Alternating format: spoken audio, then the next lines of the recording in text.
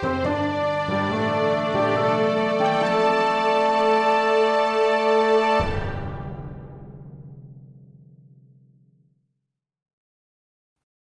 Story Seekers. I'm Ben. I'm Nico, and you're listening to The Tiny Bookcase. For this showcase episode, we're joined by the author of the God-King Chronicles, an epic fantasy series, the Kaiko series of grimy space opera novels, and various works for Games Workshop's Black Library imprint.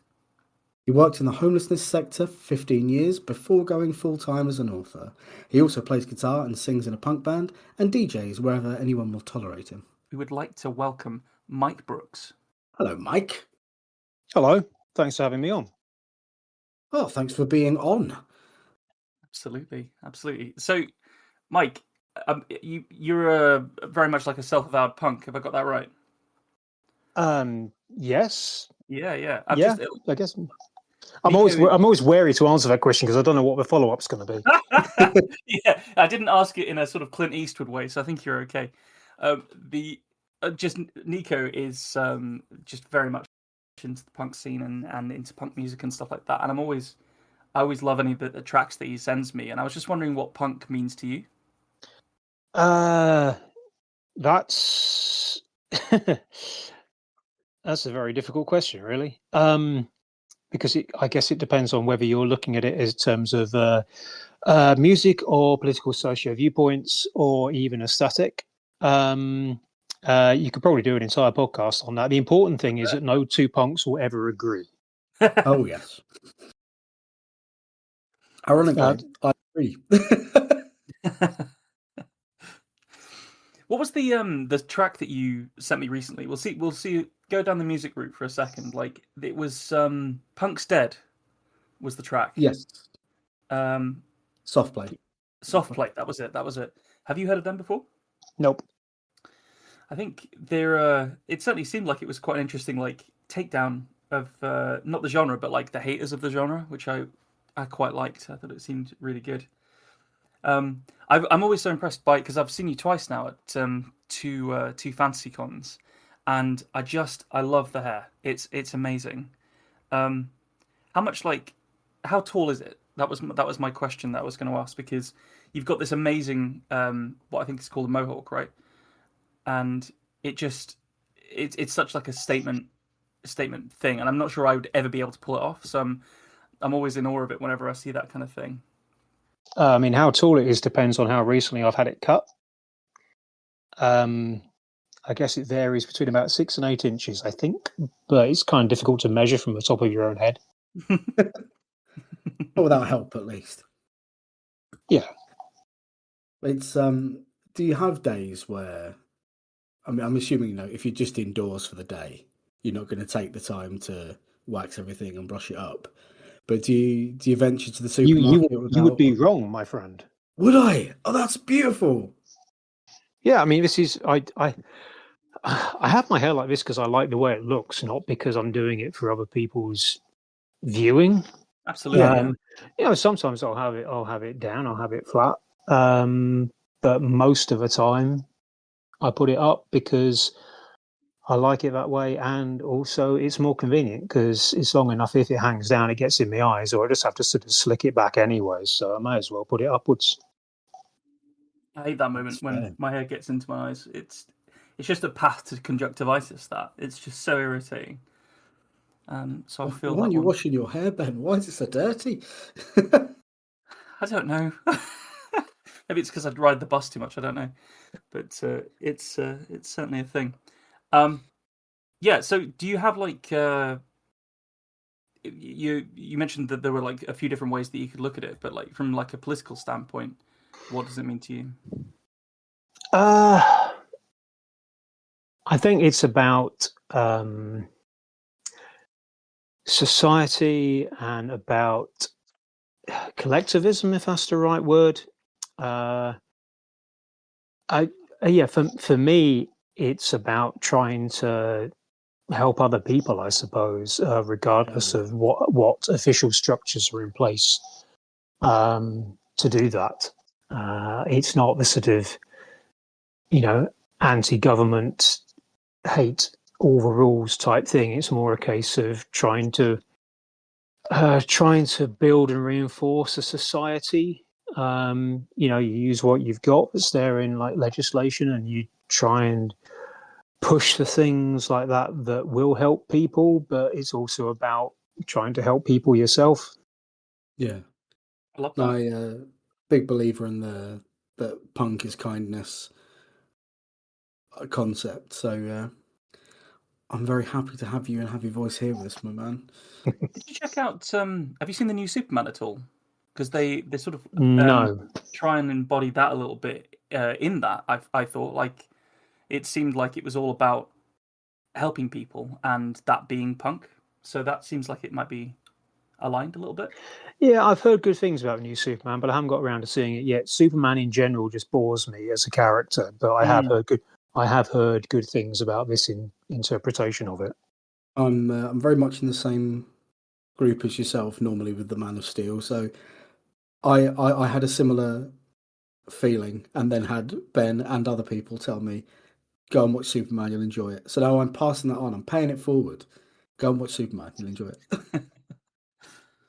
Well, as much as I could have this conversation forever and ever, today we got to showcase the work of our brilliant guest, Mike Brooks. So, Mike, would you like to tell us a bit about your story or launch right in?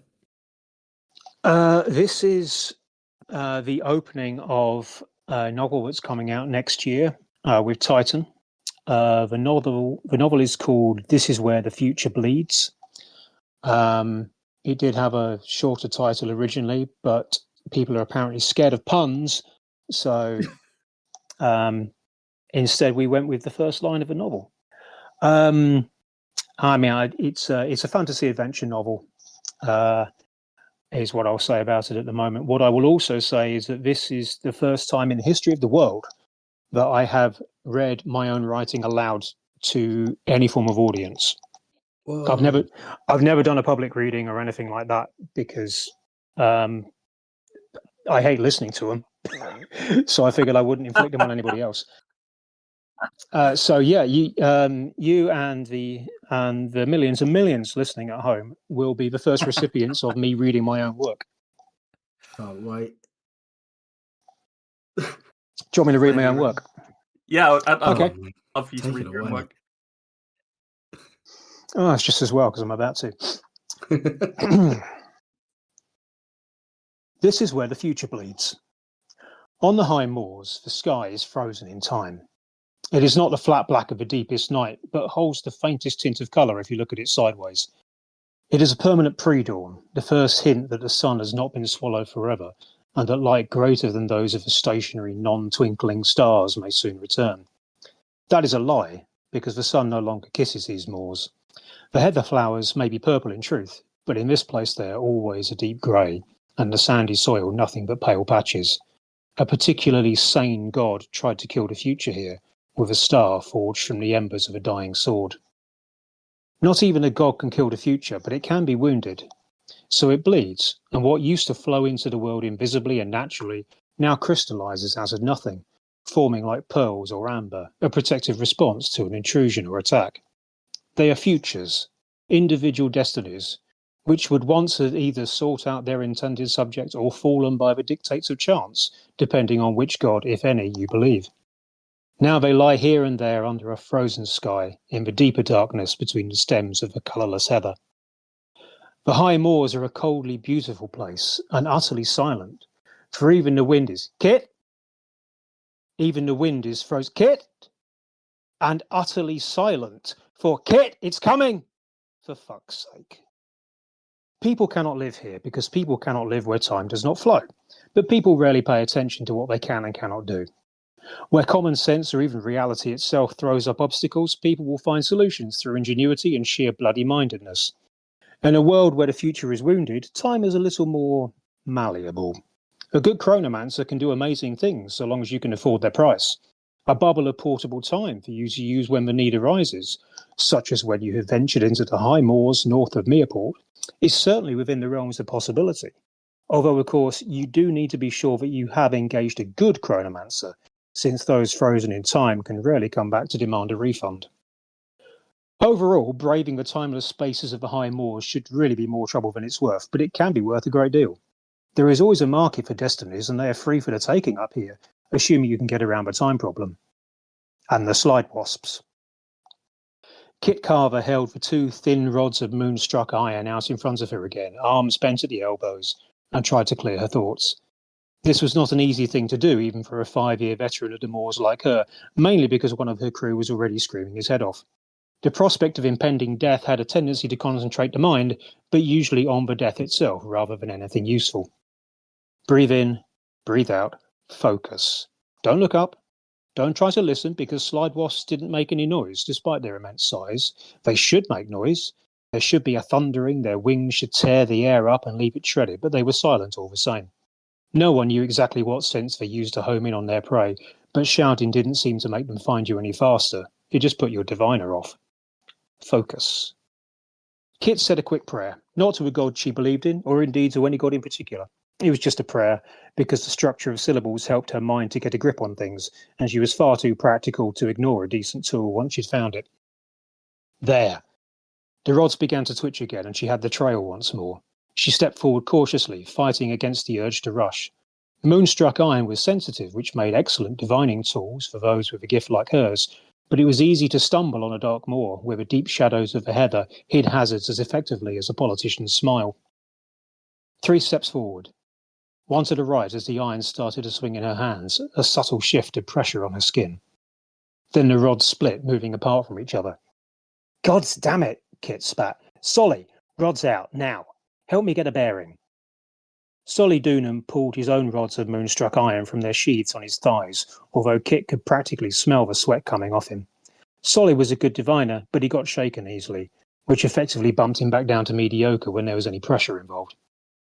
"Come on, boss, you can do this," Mizik said nervously from just above and behind Kit's left shoulder. Mizik was often nervous, but then the world was exponentially more dangerous for Wellen, who were approximately 2 feet tall, winged and blue, a vivid cobalt in Mizik's case. His nervousness was an improvement on usual. Normally, Mizik would already be wanting to abandon the job and flee. Kit tried to put Mizik out of her mind. The problem was not that the pool was weak. If anything, it was too strong and swamping her. She was half tempted to abandon her moonstrikers altogether and go hunting by hand. But there was a reason skilled diviners could make a good living from the high moors. There were plenty of fortunes up here, to be sure, but there were many more stems of heather, thick and close set, and almost malicious in the way they obscured the ground beneath. Solly's moonstrikers were tuned in now, and were swaying back and forth gently. Kit retuned herself, and they both started to move haltingly, converging on the same patch of ground from different directions. The slide wasp was still coming, but crews that ran as soon as things got dangerous might as well not venture up onto the moors at all. It was all about knowing how fine to cut it. "Kit!" That half-scream was abruptly truncated. Kit didn't look around. Chase Farson was a newbie, fresh out of the poorholes down Tannock's Lane in Meerport, desperate enough for coin that he signed up to a trip onto the high moors in search of a fortune in more ways than one. He knew the risks. Well, he didn't, but he'd had them explained to him, and it wasn't Kit's fault if he was unable to square the equation between high mortality rates and Chase Farson. If the work was safe, it wouldn't pay so well. The time to cut and run, despite the potential rewards, was fast approaching, but Kit was so close now, so close. She could practically taste that destiny. "Boss?" Solly asked urgently. "Hold still," Kit snapped. He stopped moving, and she pressed on, triangulating between her own moonstrikers and the direction of his until she finally felt an insistent tug downwards. Now she crouched, fingers groping frantically through the woody stems, searching with touch when sight would be useless. Her skin scraped across scratchy bark and skimmed over soft earth. Then her fingertips brushed something small and cold and hard. The slide wasp was close, so there was no time for reverent gazing at her treasure, no time to hold it up in front of her eyes and marvel at its strange, asymmetric perfection, while the rest of her crew looked on in awe. Kit did it anyway. It was a small, irregularly shaped lump of colourless something. The future, Kit supposed. It looked a bit like rock, it looked a bit like metal, it looked a bit like water if water was somehow solid without being ice. It was weightier than it looked and smaller than it felt.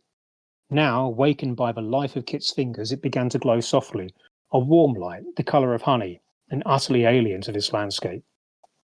Kit was no soothsayer to caress a destiny between her hands and get a read on the nature of it, but she could feel the not heat of it on her skin, and she knew it was a big one. This was the one they'd come to find.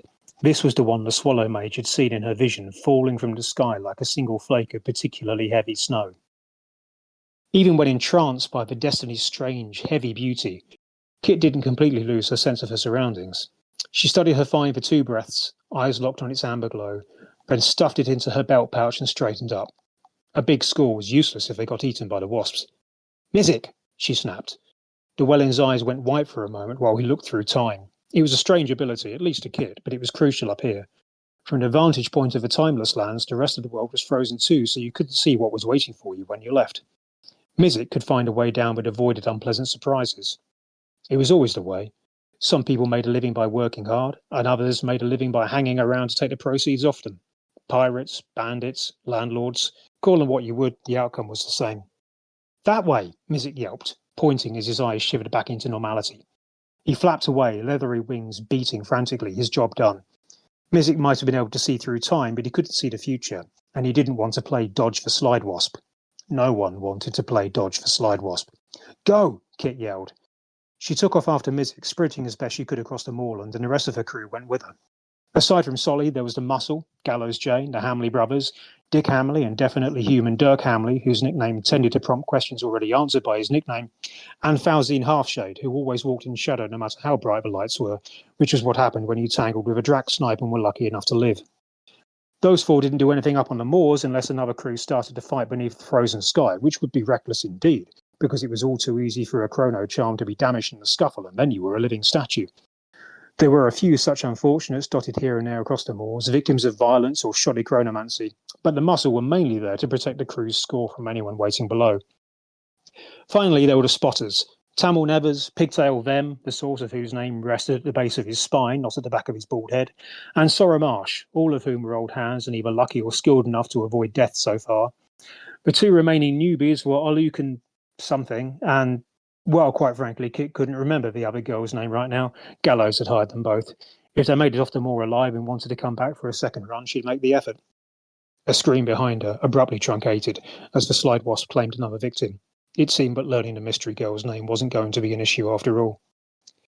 Kit cut right, heading for a narrow clough carved by water long ago, back when rain still fell on these moors, which stood out as a slightly darker rent in the landscape.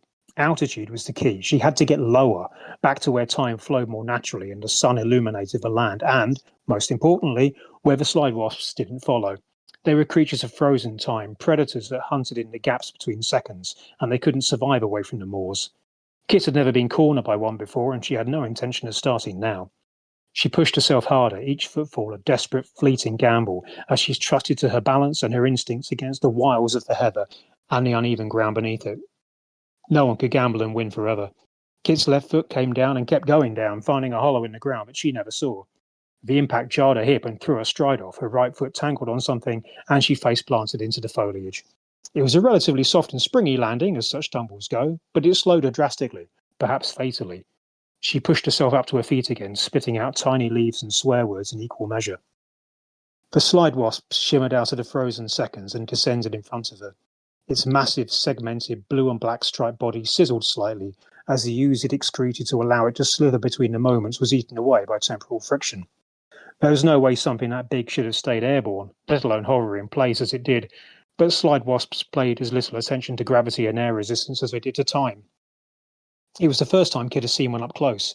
The head bulged with muscle sufficient to power the 2 sets of serrated jaws which snagged prey and stuffed it, still quivering, down the thing's throat. Its sting was short and rapier thin compared to its abdomen, but easily long enough to pierce Kit's body and reach her heart, and still smeared in blood from its last victim. It had no eyes, but the twitching antennae were clearly sufficient for it to locate prey. After all, it had located her. Kit was suddenly aware of the chronocharm around her neck. If she ripped it off, then, to the best of her knowledge, the Slide Wasp would ignore her. She would become another statue on the high moors, frozen forever, unless one of her crew returned with more time to free her. Except they were all running for the moor edge, and they wouldn't stop to see what happened to her, any more than she would stop for them. They would probably assume she got eaten, and curse her name for taking the Destiny down with her. The Destiny. What if Kit claimed it as her own?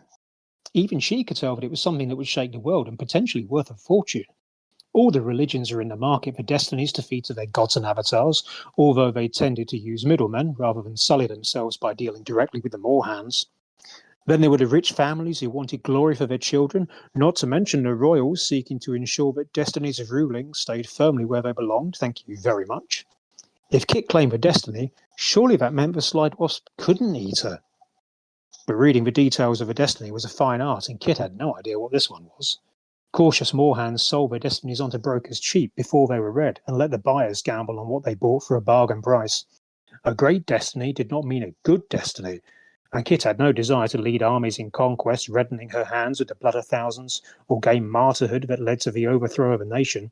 That could very well be what was in her grasp right now, and it was possibly better to let the Slide Wasp eat its fill than take the chance of ending up as some power-drunk overlord. Besides, destinies weren't fireproof, as the saying went. They might give you an edge in staying alive, but they wouldn't do all the work for you. Thamius Scalebane famously paid a small fortune for a twice-verified dragon-slaying fortune, only to find out, briefly, that he was merely a choking hazard. The Slide Wasp drew back its sting. Kit's indecision melted into desperate adrenaline, and she threw herself to one side into the heather as the creature thrust its abdomen towards her. The displaced air carried with it the salty smell of its last victim's blood and the acrid stink of the venom itself. The Slide Wasp swung around, wings beating frantically. A chitinous leg brushed over Kit's back, but it failed to grasp her as she scrambled away. This wasn't going to work. She couldn't just flee, not unless she wanted to feel the Slide Wasp's sting in her spine as it pounced on her from behind. But she hardly had the capacity to fight the thing and kill it, nor could she dodge it from here to the moor's edge. She had options, true enough, they just all sucked. By rights, Kit should have drawn her short sword as she turned, maybe tried to fence with the beast's sting, parry it, even cut it off, slice at its grasping legs, hack through the chitin, at least make it think that there were easier meals elsewhere. That would be the sensible thing to do. Instead, she found herself slipping one of her rods of moonstruck iron into her hands. It wasn't even the length of her forearm, and slenderer than her smallest finger. Not a weapon by any stretch of the imagination. Nonetheless, that was what she had, and that was what she threw at the Slide Wasp's head. The wasp's jaws, wide open, easily accommodated the rod as it sailed between them. However, when the iron hit the back of its throat, the massive predator came to a halt in midair and started making distressed wheezing noises, its mandibles opening and closing futilely. The rod had lodged somewhere in its gullet, not enough to choke or kill the beast, but sufficient to distract it. Kit ran for the cloth. Never look a gift miracle in the mouth. There's no way I would put that down at that point. I would definitely continue reading that story. What a great... This is the opening of the book. Is that right? That's the beginning. That's really good. I thoroughly enjoyed that. That's a really, really strong bit of writing. Gosh, wow. What a treat. What did you make, Nico? Yeah, it did all the things that I want a story set in a fantastical world to do at the beginning, of giving me so many questions that I want answered that I don't have any choice but to carry on reading, which is and also I've got to say I will always enjoy any fantasy book more if there are jokes in it, and there were some cracking jokes in there. I've got to say I'm gutted to hear that there was a pun title that got taken away, because In Search of a Fortune is a great pun in that situation, and if your pun work is that good, I am sad that they denied it as a title. Well, the original title, the working title, was Profit Motive, but profit spelt like the person who can see the future. Nice. So if you're finding destinies and you're selling them on, that seemed to, but I think it was, I think there is a very distinct market for books that have pun titles, and it was thought that this didn't really fit into it. Yeah, it's fair. I love that world building of the actual like destiny being a solid thing that you can go and plunder and sell off, and there's like a resale market and all that. I was so drawn in. Like, I agree with Nico about the leaving questions that you want answers to, but I think also there was a great deal of just, you did answer a lot of the questions that you brought up in your writing, but with just enough detail that we're like, okay, there's way more here.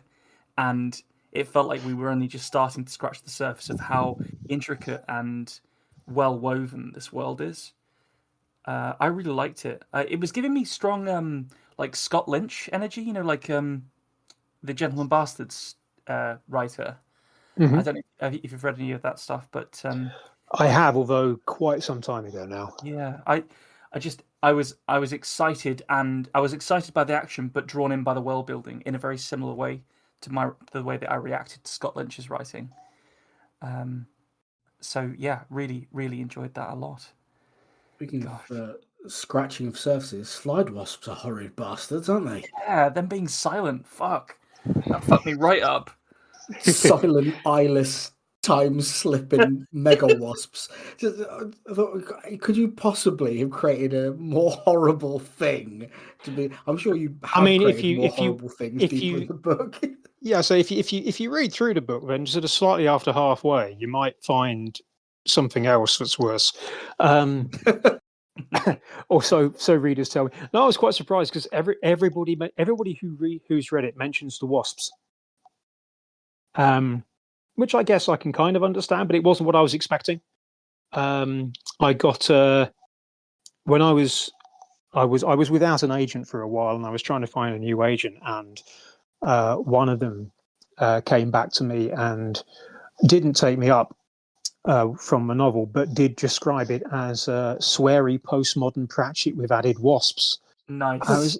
I was like, I mean, on the one hand, obviously, I'd love being compared to Terry Pratchett because I love Terry Pratchett. On the other hand, you don't want to be compared to Terry Pratchett because it's always bollocks, isn't it? It makes you sound like a tryhard if you use that quote because Oh, you do know you that mean you're like? not. Go on. Sorry. Do you mean like it's sort of like it's impossible to live up to that? Yeah. It's like Yeah. if you have that on your book, then anybody I think who reads it is going to go, no, you're not.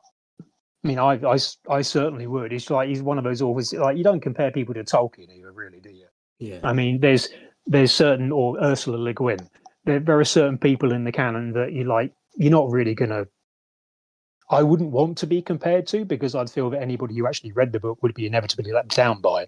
That's what you mean. But I mean, I certainly appreciate the compliment that was given. But it was the addition of the mention of the wasps was just like what? Okay, I guess they left more of an impression than I was initially expecting. They're finding the seconds in between people's thoughts and sliding in and staying there, you see. That's what's happening. You've created an immutable beast that will fill up everyone's spare time with its blue stripy horror. It's very, very quick the way that you establish a really, really strong monster. It sounds like it was. I was going to say effortless and then take it back, but actually, it sounds like seeing as you didn't really intend for them to be that big a thing, that it was effortless for you to do that. But that uneasy silence of them, the size of them, the lack of eyes, the strange way that they move through this odd world, the whole thing. They're very, very iconic, I would say. Because originally they were slide worms, but then quick rewind.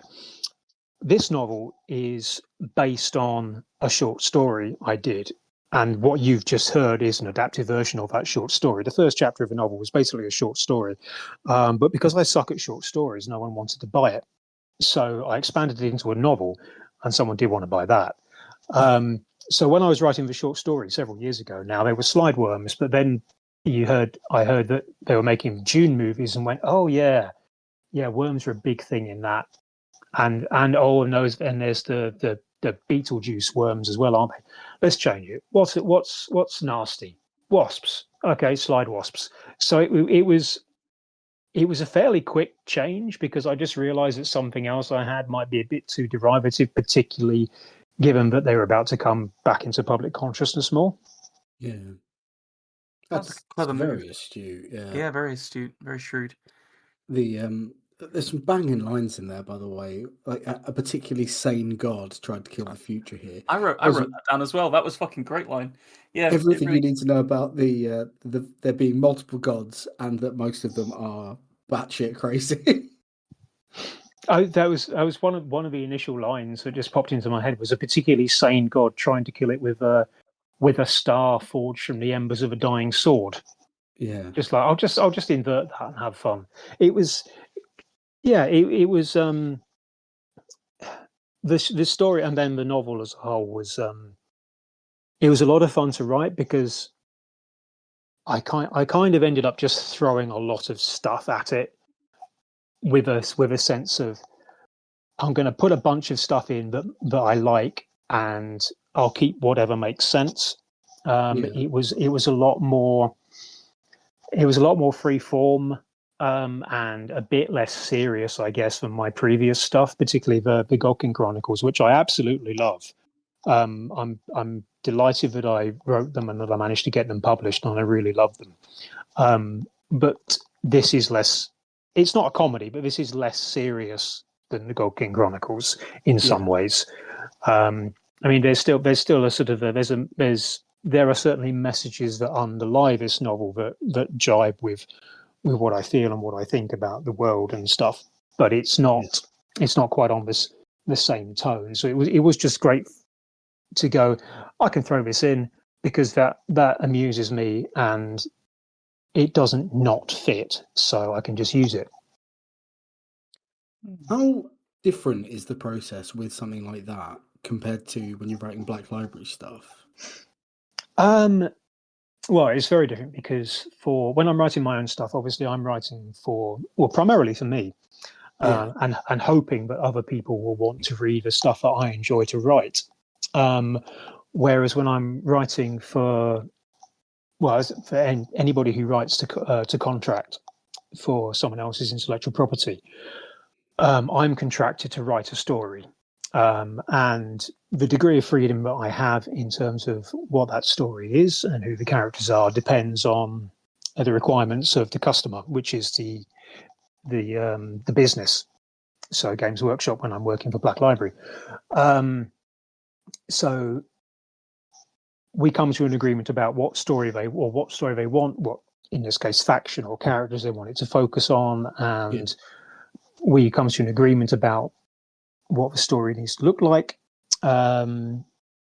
roughly, and then I write it and come back to them. But it's all agreed out beforehand. It's like it's contracted as like you get a synopsis of this is what it's going to be, and if I come back with something that's radically different, then they're well within their rights to go, you've not fulfilled the contract. We're not paying you. Do it again. Yeah. But I know what I'm doing ahead of time, and also I know that so long as I stick to the synopsis, the work's already paid for. Whereas obviously when you're writing for yourself, you spend months or whatever writing a novel, and then you just sling it out into the world and go, I hope someone wants to read this. I feel that. Yeah, I mean, this took a good 2 or 3 years, I guess, in the end. With me not knowing whether it was going to find anywhere, I was coming up to the point of going, you know what, sod it, I'll self-publish it because I would like to get it out there. But then we got an offer in on it. Gosh, that must have been a good feeling. Oh, very much so, yeah. Do you want to go back to the story for a second? Because I really think it was, I think it's just very, very, very good. And I wrote down some stuff, and I was wondering whether you deliberately use quite a lot of juxtaposition in your writing, because I noticed that there was lots of like colors being set against pallor, and silence being set against shouting, and timelessness being set against time pressure. I was wondering if that was like a deliberate, are those deliberate tools that you're deploying, or are they a natural aspect of your writing style? Oh, it's absolutely not deliberate. I just write shit, and sometimes it works. Okay. I don't think about the process too hard, because otherwise I might forget how to do it. That makes sense. It literally is. I write stuff that I want to read, and I guess I subconsciously know what I want to read. I know what I would like the sentence to be, so that's what I write. That's fair. Just walking out and taking a swing. I like it. The one of the other bits of world building that I really enjoyed was the line. It was fresh out of the poreholes, and that does a lot of heavy lifting with the world building. Yeah, I quite like that one. I think it definitely manages to give you an impression that there are very closely packed communities of very poor people living in this city. Yeah. Below this moors, which I think the line was, braiding the timeless spaces of the high moors was the line that I wrote down about those. Just gorgeous, gorgeous writing. It was, the whole thing felt like it was gorgeous writing, but also you've got the grimness, the reality, of the mundane. Even those people are living in a very fantastical world, they are driven by quite like base pressures in their horrible world. Like for example, you use the word landlords at one point, comparing them to pirates and bandits. So it's in there. This is a world that we can really, really, really connect with and empathize with. But there are slide wasps, and destiny is a frozen block of not ice that exudes warm honey-like color. It's just wonderful.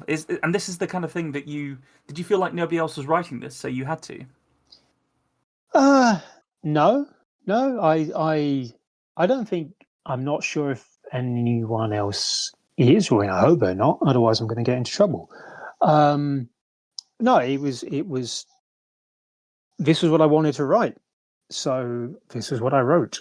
It wasn't sort of particularly aimed with, this is going to be good for the market, or this is filling a hole in the market, or anything like that. It was I was trying to write two stories at the same time, while I was bouncing between them. And one of them I was enjoying writing, which was this one, but I didn't have a clear plot for it. And the other one, I had a clear plot for it, but I wasn't particularly enjoying writing it. And I was going back and forth between the two, waiting for something to click. And then suddenly, one day, literally just stuff dropped into my head for the plot for This Is Where the Future Bleeds, or Future, as I'm going to call it for brevity.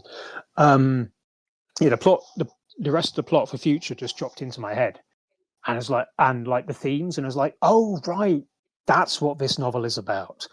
Okay, well now I know that, I can write the rest of it because I'm enjoying writing it, but now I know where I'm actually going. Yeah. Gosh, that's cool to have those two projects being going on side by side, and then realize that you can harvest. And I just like that. It feels like a very practical but still very creative and artistic approach to writing, which I have a lot of time for. I think I'm very lucky in how my brain works. It's because, I mean, I've said it before and I'll say it again, which is I don't find a lot of authors complain about writing. Is like, I don't find writing hard. If I found writing hard, I wouldn't be doing it. I'd be doing something else. Yeah. I find it quite easy, and I'm also not generally plagued by doubts about my own inadequacies as an author, which is handy. So, yeah, I write because I enjoy it. And if I'm not enjoying writing something, then I stop, unless I've been contracted to do it up front, in which case, kind of have to. But yeah, I write something that appeals to me, and if there's something that I can work out where it's going, whereas I'm struggling with something else, then that's what I'll write and hope for the best. It's beautiful stuff. I thoroughly enjoyed the story. Out of interest, do you ever have anyone come on here and they read this stuff and you just go, "Oh, that's shit.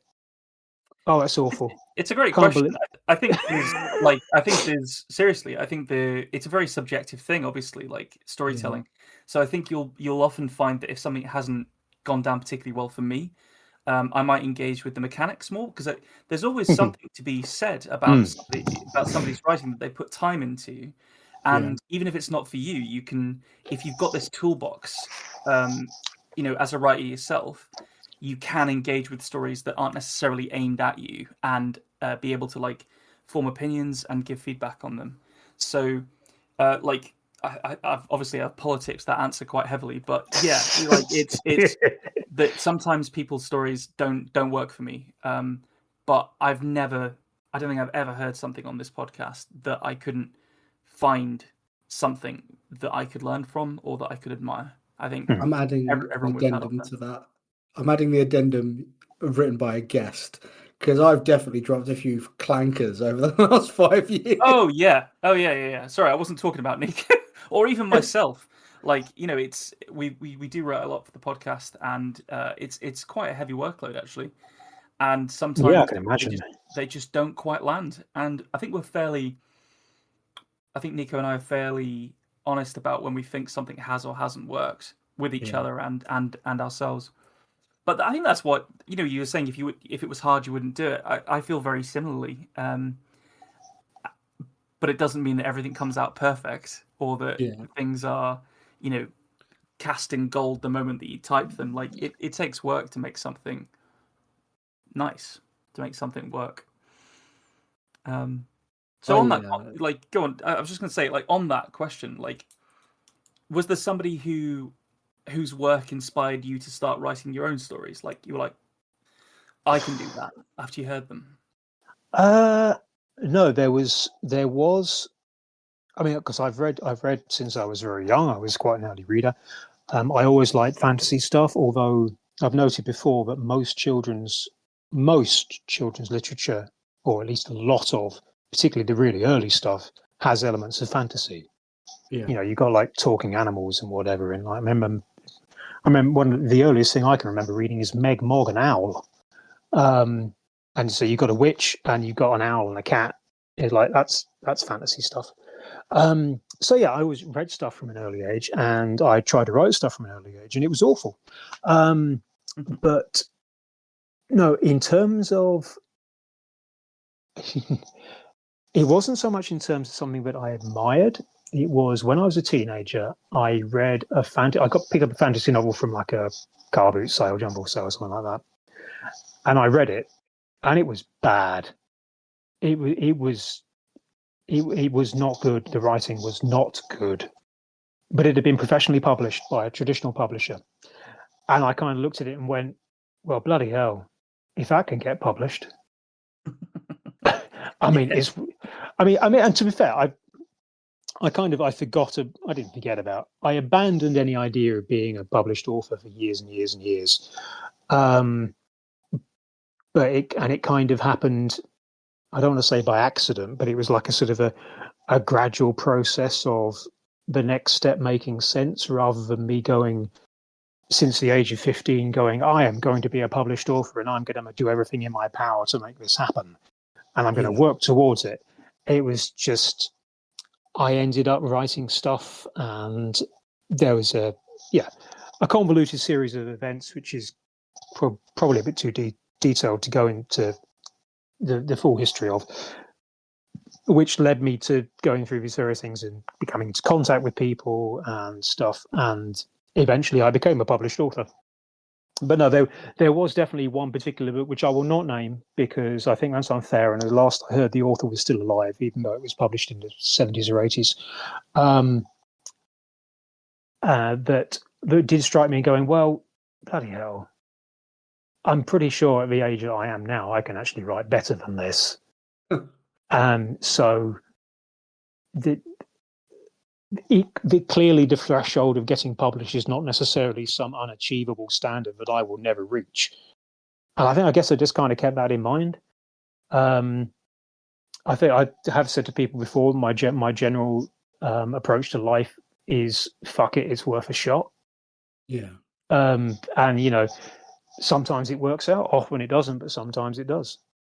I know you're a muso, same as me. Did you have a similar thing with music?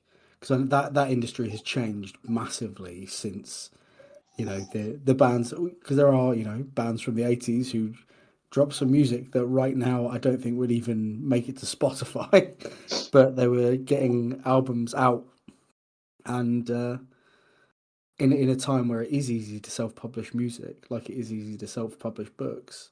Do you think that those creative industries are gonna be able to keep that traditional publishing path, or do you think the future is where you nearly ended up of putting it out yourself? I mean, I think it's going to vary, isn't it? I think it's. I mean, I don't have any ambition to become a rock star. Yeah, I have a punk band, and I very much enjoy playing in a punk band. And it would be nice if we could get a few more gigs because they're very hard to come by. yeah, But I don't want to be touring the world for months on end like some bands do. One of my friends, a couple of my friends now, are in a Nottingham-based punk band local to me called As December Falls, sort of pop punk, and they've got bigger and bigger, and they've had 2 top 10 albums now, despite being completely indie. They're not on a label at all; they do it all themselves. So it is possible to break into the industry to an extent by self-releasing stuff, but I've seen how bloody hard they've had to work to do it. And the same goes for self-publishing. It's not the easy route by any means. Well, it's the easy route to getting it out there, but that doesn't mean that you're going to get it in front of anyone or anyone's going to read it. I think I would have a better chance than some because of my trad pub history. I have a pre-existing audience to an extent.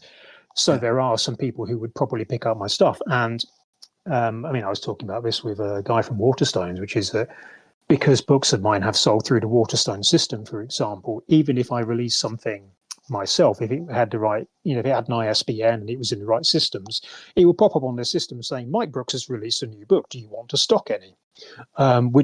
Whereas because you've sold some of his in the past, even though it was a different thing from a trad publisher, as always is always the case. Once one door is open, then more other doors are more likely to open. So, yeah, I definitely think that in probably for a lot of these things, there's going to be more evidence of independent self-publishing for whatever way that works for the medium in particular. But I doubt that anything is going to completely oust the traditional giants that have got their footholds there, but they may have to adapt their practices. So normally we'd ask people if they feel connected to a culture or subculture. I'm pretty sure we can safely say punk there for yourself. But do you feel it impacts your work and has shaped how you are as a writer at all? I think I'd say probably it's the other way around. I think that I like punk music because of who I am, and who I am impacts on the writing that I do rather than punk culture itself, I guess. Like I said, you mentioned in the introduction, I worked for a homelessness charity for 15 years, from when I was 22. So I worked in homeless hostels for about 6 years, and then I did work as a housing manager, managing properties where people lived in the community. So I saw a hell of a lot of people who'd essentially fallen through the cracks of society. We were the safety net because anything like council, government and stuff had failed them because we were a charity. And so that, I think, massively impacted my worldview. I became very much aware of how privileged I was, how lucky I was, how quickly even what seems like stability can be taken away from people who may think themselves completely secure, and that there is not enough provision in our society to ensure the well-being of people. And that's the kind of thing that's reflected in the punk music, in the sort of punk music that I listen to. And it's the sort of thing that, well, in a roundabout way, works itself into the writing that I do, because it tends to be about how society needs to be improved. Do you have a particular insight from your experience and from also the empathy that you've cultivated through your writing on how society could do better? Obviously it can, but what's the mechanism that is missing? What's the beyond burning, blowing up Parliament and all the rest of it? How do you fix it? Well, you see, if I had an easy answer for that, I'd be campaigning to become an MP. Yeah. Some bloody empathy wouldn't go amiss. Good God, yeah. Really? I think if I get started on this, and I'm going to start ranting, and it's going to be a massive downer. But yeah, just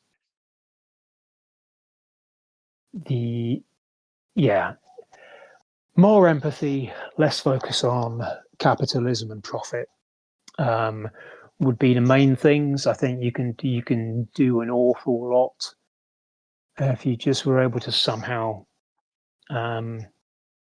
wangle those into place. Part of the message of Future is about capitalism in a roundabout way, because obviously the good destinies are sold on, but the people who already have money can afford to buy the good destinies to ensure that them and their children continue to have good fortune, and it's a capitalism analog. And a strong one. In a time when everything is more and more expensive, kindness remains free. So why not? If everyone could just be a bit more sparing with it and give it out, I think we'd be in a much better place. I think our politics align quite strongly, Mike. Do you when you're reading fiction, do you have particular themes that you look for? Like, do you look for example, anti-capitalist themes when you're looking to read fiction, or is that does it not cross over? Not explicitly. I just think that a lot of the stuff that I don't think I've read a pro-capitalism text. Not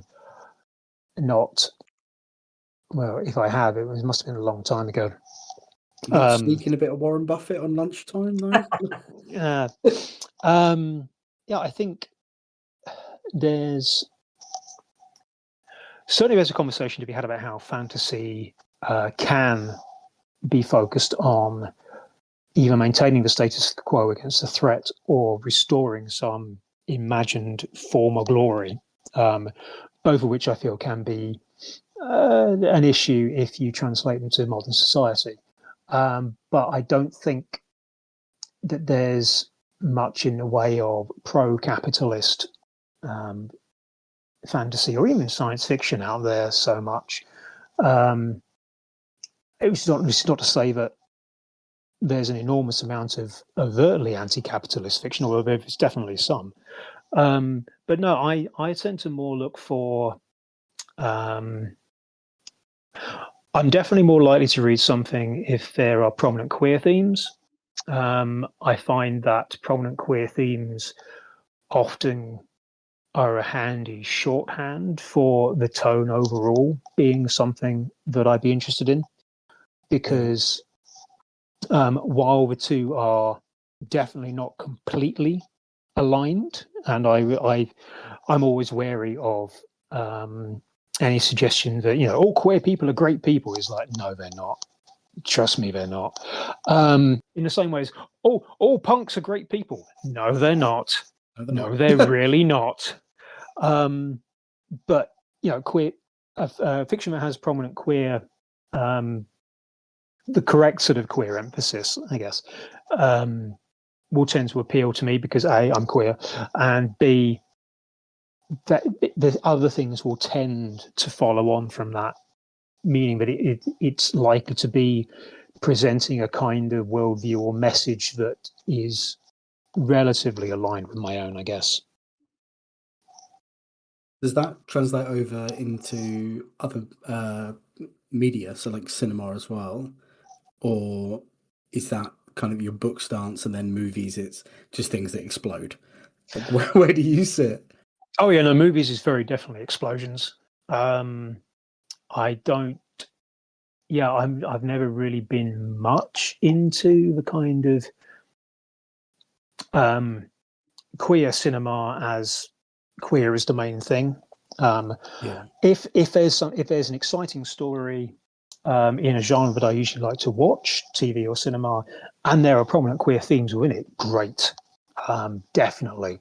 But that's not what I tend to look for. Because like I say, I think as a byproduct of working in the job I did for 15 years, there was an awful lot of everyday misery and crap that I was encountering. I mean, generally for the people that I was helping, rather than specifically directed at me. But it was it was a high stress job at times, and Yeah. I didn't want to go home and then watch some sort of media with, you know, gritty murder investigations uh, or tragic drug users or doomed queer romances or anything like that, because like I'm dealing with this stuff on a day-to-day basis.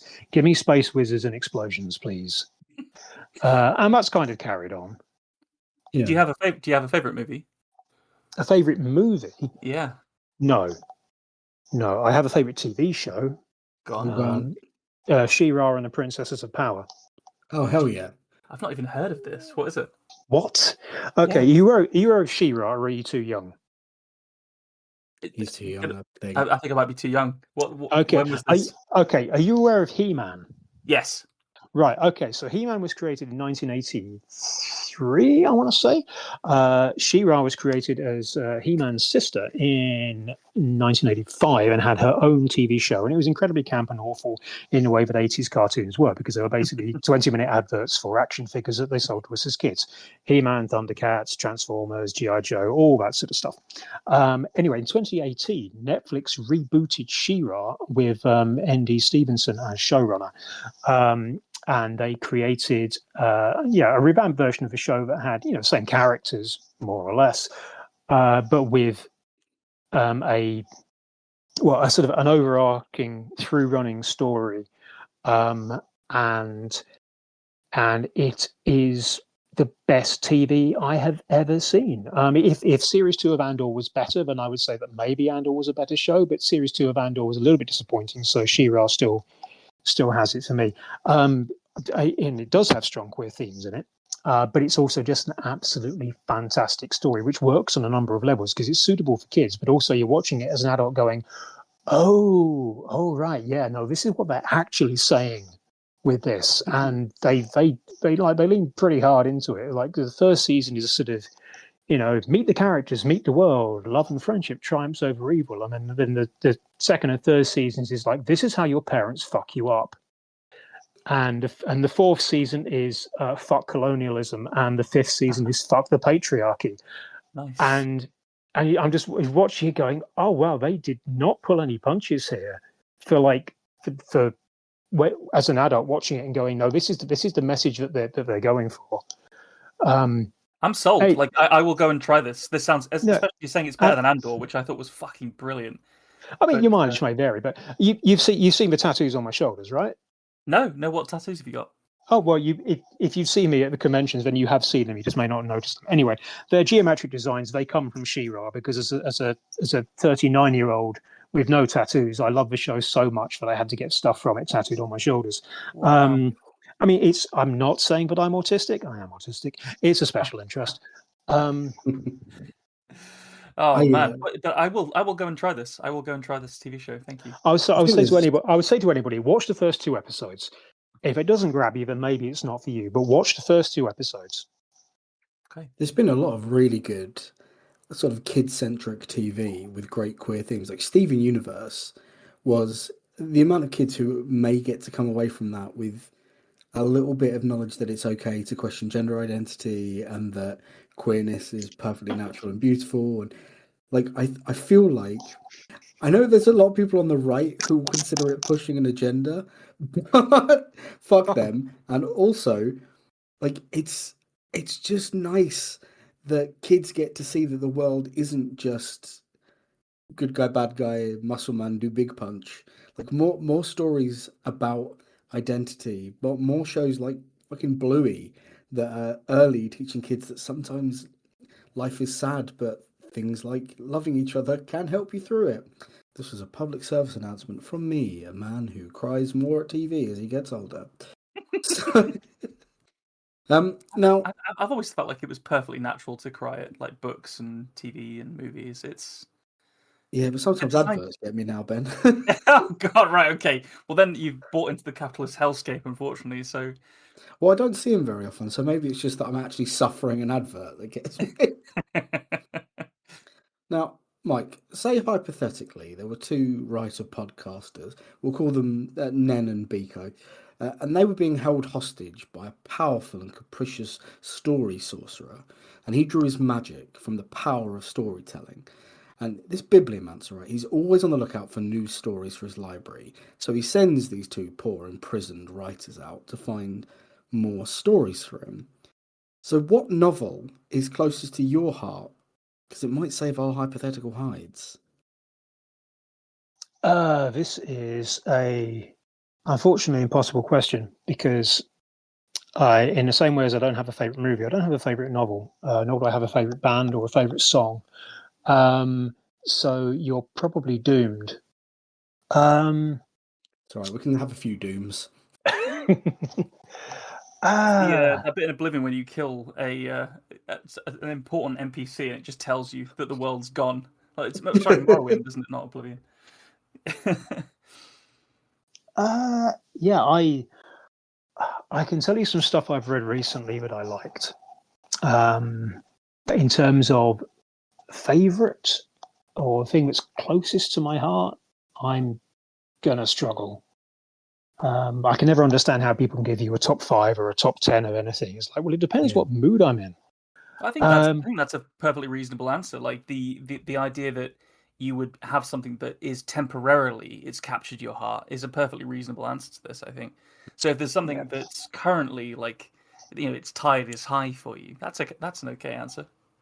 I mean, I've just read The Sovereign by C.L. Clarke, which was great. That was the conclusion to the Magic of the Lost series, the Unbroken and Faithless, and The Sovereign. That was really great.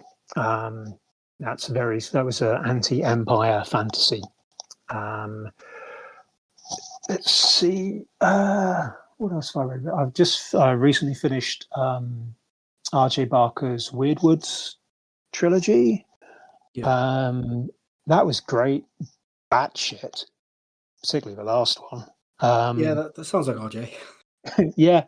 No, that was good. I was going to say a lot of fun, but not really because it's RJ. It's not fun. It's kind of depressing and beautiful, but in a grim way. In standalone, I'm gonna go back to my. So, Andy Stevenson, who was the showrunner for She-Ra and who also created Nimona and Lumberjanes, recently, a couple of months ago, his first prose novel came out, Scarlet Morning, and I read that, and that was absolutely brilliant. It's like sort of pirate mystery fantasy adventure, and again, it was marketed as middle grade fiction, but it's thicker than some fantasy books. And granted, I think the typeface might be a bit larger, and there are various illustrations that Stevenson did throughout it. But that's great. This is a fantasy world that is utterly batshit, and it's great. And there's a whole section in the middle that's like, which is terrifying. It's like it's meant to be the journal of this lost scientist or something, and it's like it's all scrawls and handwriting and stuff printed over each other, and just as he sort of lists the ways in which he appears to be gradually losing his mind. And there's a thing in that called the Angel, which is terrifying. Just reading this, going, I personally wouldn't give this to children of middle grade age unless I wanted them to have nightmares. Maybe I'm just a coward, but I think this could definitely scare a few kids. But no, that's an absolutely cracking book. Trauma's character building, Mike. It's character building. Yes, I heartily recommend that one. I just because he's come up, and we shall forever compare you to him because it makes you feel weird and icky. Have you got a favourite Pratchett book? My gut instinct is always Lords and Ladies. Oh, it's a great shout. Very good shout. Good pick. It's one of the stranger ones, I would say. Like, but sort of deeply rooted in folklore. Yeah, I mean, it's obviously. I think part of the reason is because I had to do a Midsummer Night's Dream 3 times at school, and I hated it with a passion. So reading Lords and Ladies is going, it's a take on that. It's taking the piss. And is also a great story as well. But no, I think I read Lords and Ladies when I was at high school, so I was probably about 13 or 14 or so, and it kind of stuck in my head as the quintessential Pratchett book. There's a whole bunch of others that I really like as well, but that kind of stuck in my head, I think, as my favourite. Thank you. The I just love the witches knowing are which ones iconic, are aren't they? people's faves. Yeah, no, it's a great question. I wonder whether we should start asking that. Like seeing as it comes up so often, We it can may start as well be a ousting the people question. who haven't read any. But yeah, no, the witches are iconic, aren't they? They just three of them. Oh, amazing. So I'm going to ask you a question about AI here, Mike.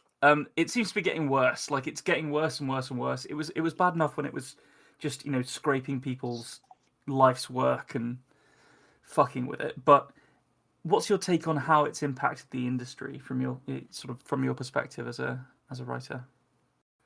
Um, I mean, it's difficult to know, isn't it? I think it's gonna. I think the. I don't think. I don't think trad pub authors are going to be so directly impacted themselves, because AI can't write to a sufficient coherency or quality that it's going to endanger us, if you like. I think the issue is for stuff like cover artists. Um, Yeah. I think also the danger of pressures from publishers for editors to use AI or even to be, for a lot of their work, to be replaced by AI. I think that's where the issue is going to be there. I think for self-pub authors, the danger is going to be not that AI generated manuscripts, or I'm not going to call it AI, LLM, large language model. It's not being intelligent. LLM generated manuscripts are not going to be better than theirs, but without the pre-existing, what's the word, gateway, if you like, of a recognized publisher. It's how anybody browsing the enormous amount of novels on, say, Amazon is going to know, A, that this is not LLM generated, or B, just a general idea of what the quality is going to be. Because I personally would probably be more hesitant to take a punt on something if I had no idea. You never know what kind of quality it's going to be. But also, if you LLM, it's just like a whole swathe of manuscripts from that origin is going to bring the overall quality down and the possibility of finding something good even lower. But also, if you have, like, for example, strongly anti-AI views, and you just don't want to buy anything in which that has been used, then theoretically, if a traditional publisher has made a statement of "we don't use it," then you know that for sure, or hopefully for sure. Whereas anything you could just buy from a self-pubbed author, you don't know. So I think, yeah, strangely, I think that if for people who are publishing or stuff through traditional publishing or sort of even recognized small press publishing, it's not going to impact on us directly in terms of taking our jobs. But I think the stuff around, stuff like editing, cover art, and just being discovered, there's probably going to be a massive impact on that. So we had the amazing Athena Stevens on not long ago, and she was telling us that AI is, well, LLM, or however we want to call it, these operating systems have been a big help for her, as with her cerebral palsy, it's made it more possible for voice recognition software to assist with her typing. I was wondering if you had any other operational systems like this you've heard of that are doing something positive, because I think it is nice to try and find some positivity in the bleakness out there. Well, I think this is the difference between stuff like that and generative AI. Yeah. Because if it's better at picking up speech, that's great. If it's making up words for you, it's not. I think Yeah. that's a very clear line. It's like there is obviously various places for machine learning and stuff like medicine and weather forecasting and things like that, pattern identification, stuff like that. But it's for generative. Is that the I can't? I don't think I've ever tried to pronounce it before. It's I think generative. so. You're right. I think Yeah, that's generative. how I'd say it. Yeah. The generative uses of creating something that the human has not done themselves, not just interpreting it and being able to translate it into a different medium like that. Yeah, I think that's. Oh yeah, that's the other thing I forgot is the voice actors for audiobooks increasing Yeah. pressure. I suspect. Well, we already know that some places are using so-called AI voicing. Really, that's got to Oh be yeah, shit, though, hasn't it? That's got to well be yeah, fucking yeah it awful. is. Yeah, it is, but it's going to be cheaper. So Good God, like yeah, a good audiobook reader is a real art that's totally undervalued. As Gosh, a speaking as a voice actor, it is taking a lot of work, especially things like indie games. Well, less with the good indie studios, but games that are trying to squeak budget or games that just want to pump out content. I'm They sure I they saw will something just from a big studio. I mean, I'm not much of a gamer, so I don't follow stuff like this. But I'm sure I saw something the other day from a fairly mainstream game that that might have like been Pax Romana, Anno from the Anno series because they're a massive publisher and they had been outed as having some of their images had been done through generative AI. no, I think this. I mean, I'm not saying it wasn't that, but I think Yeah. this was a modern war game of some sort. I it think, was a team and shooting game, and Oh they right, it crikey. had AI, voiceover yeah, of AI announcers. voices. Yeah. That's just gross. Just yeah, it's horrid. But I don't really think there is any way back really now from people who don't understand why art is valuable. So they can't see a difference between a generated cat person with too many fingers and something someone has drawn. Whereas like to me, there's more value in a pencil drawing of a stick man than there is to an AI generated anything. But I think for a lot of people, the process of creation isn't important to them, and that is genuinely frightening. On that lovely bleak Wow. note, This is a fucking downer, isn't it? Oh dear. Oh dear. assuming you're not using an LLM for it, Mike, can you tell us anything about your upcoming projects? Well, I can tell you about This Is Where the Future Bleeds, which is yes, my fantasy adventure novel, which has been scheduled for release in June of next year. It is a standalone, although I think it is that rare beast in the industry. A standalone with serious potential. We'll see. But it's a standalone novel, which is a miracle for me because normally I can't write anything smaller than a trilogy. So it's coming out next year with Titan. Other than that, I can't tell you anything about any work that I'm doing for Games Workshop because I'm under a non-disclosure agreement. That makes sense. Even if I'm a big Warhammer fan, Especially if you're a big Warhammer fan, because then you'll leak it on the internet and then I get sacked. I would never. Let's avoid Mike getting Yeah, sacked. I would never read, which is why I'm not saying anything, Gov. Oh, you've passed the test. It was me, James Workshop, the whole time. Do you have a do you have an army that you play? I haven't played Do since I have an army that I play? God. I have orcs, I have Drukhari, I now have an Alpha Legion army, which I've been building. I have most of the gangs for Necromunda 95 and Necromunda 2017. I've got an Orc Blood Bowl team somewhere, if that answers your question. It I've does. been playing since about 1993 over various systems. So Nico, you're a big Blood Bowl player, aren't you? I bloody love Blood Bowl. I had a feeling you'd have some Necromunda stuff because you've written quite a lot for it, and I did wonder which of the Primarchs that you've written about you would have a Legion for. So that's my question answered. I wasn't going to ask it on the pod, but thanks for doing it for me, Ben. That's all right. I thought I'd step in. Great. So, Mike, it's been fantastic. I legitimately loved your story. I liked it a lot, and I know we had a little chat about like the quality of stuff that can come through the pod sometimes, but I would not put that book down from where you left it. I would want to read the next page. It's really it tickled my brain in just the right way. But where should the people listening go to keep up to date with your news? Well, my website is www.mikebrooks.co.uk. I'm on Facebook and Instagram and Blue Sky at Mike Brooks 668. Should not 666. It's the neighbour of the beast. I'm not on Twitter anymore.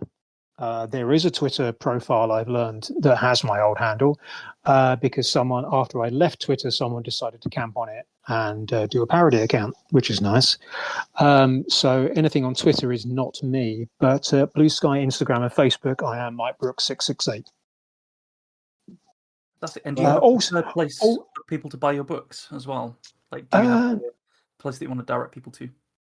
I mean, if you're in York, then go to the Portal Bookshop because Lully's great. Otherwise, yeah, I mean, you know where to find them. I mean, bookshop.org is great because that gives money to local bookshops. I should definitely also suggest that as and when this is where the Future Bleeds come out, you should purchase it from Forbidden Planet because they're affiliated with Titan. So I think they'll probably like that. I can quickly plug my band, which is Interplanetary Trash Talk. So we don't have a website, but we are on Instagram and Facebook. We are on Bandcamp. Everything we've ever recorded is on Bandcamp, and 2 of our more recent songs are on Spotify. Interplanetary Trash Talk. I was going to ask you earlier, but the conversation moved away from it, so I'm glad you brought it back up. I'll send you it, Ben. I've already had it on my phone today. Have you? So Oh, yeah. I have indeed. Please do. Mike, I shall be hitting you up to land on a table at Warhammer World some point soon, I have no doubt. But I think that's all we've got for you today, and it has been fantastic to have you on. Well, thank you very much again for inviting me.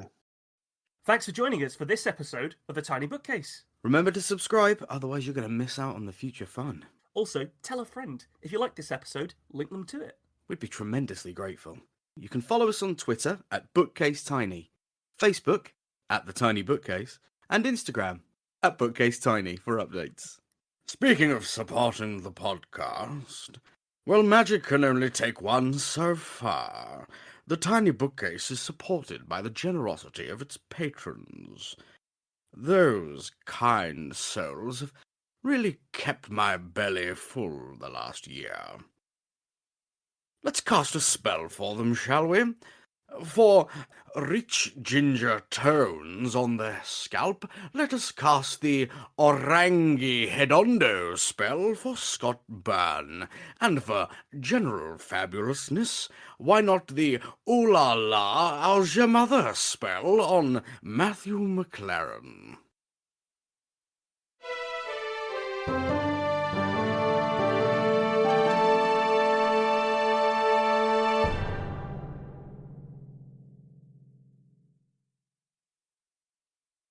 How do you come up with that shit, man?